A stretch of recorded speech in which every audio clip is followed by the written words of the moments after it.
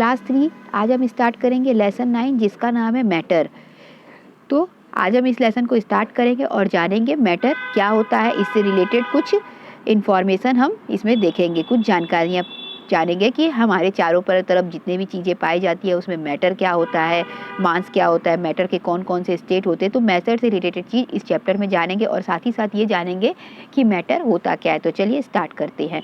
Every day we see a variety of things around us. हम प्रतिदिन अपने आसपास कई तरह की चीज़ें देखते हैं। They differ in size, shape, colour and many other things. वो सभी एक दूसरे से साइज में, शेप में और कलर में भिन्न भिन्न होते हैं। यानी हमारी चारों तरफ जो भी चीज़ें पाई जाती हैं, कुछ बड़ी चीज़ें होती हैं, कुछ छोटी चीज़ें होती हैं, कुछ लंबी चीज़ें होती हैं, कुछ क्या होती हैं मोटी चीज़ें होती हैं, कुछ पतली चीज़ें। यानी हम अपने चारों तरफ अलग अलग रंग की, अलग अलग शेप की, अलग अलग साइज़ की, अलग अलग आकार की चीज़ें देखते हैं। यानी विभिन्न तरीके की चीज़ें देखते हैं हम अपने आसपास। But there are common feature that are shared by all things. लेकिन इन सभी में एक कॉमन फीचर होता है जो सब में पाया जाता है।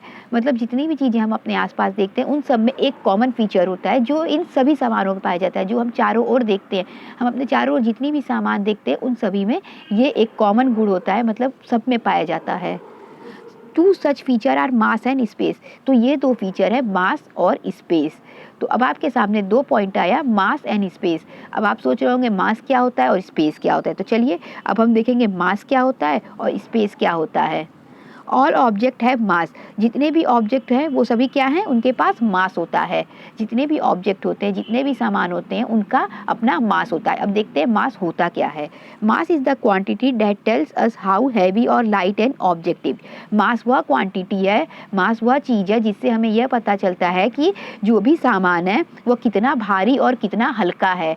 यानी मास से हमें यह पता चलता है कि वो जो सामान है वह कितना भारी और कितना हल्का है। यानी हमको वो उसके भार के बारे में बताता है कि वो जो हमारे चारों तरफ के सामान है वो भारी है कि हल्का है, उसका मास क्या है।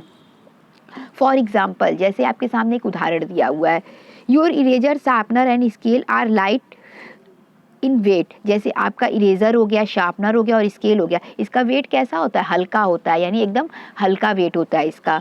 While your book and bag and water bottle are heavy. जबकि आपकी किताबें, बैग और आपका वाटर बॉटल हैवी होता है ना कि आपके जो पेंसिल होगा, रबड़ होगा, इरेजर होगा, ये सभी क्या होगा, ये सभी हल्का होगा। लेकिन आपका जो बैग होगा, आपका जो बुक होगा, वो इन सब की अपेक्षा भारी है। यानी ये सभी चीज़ें क्या है, इन सभी चीज़ों के पास क्या है, मास है।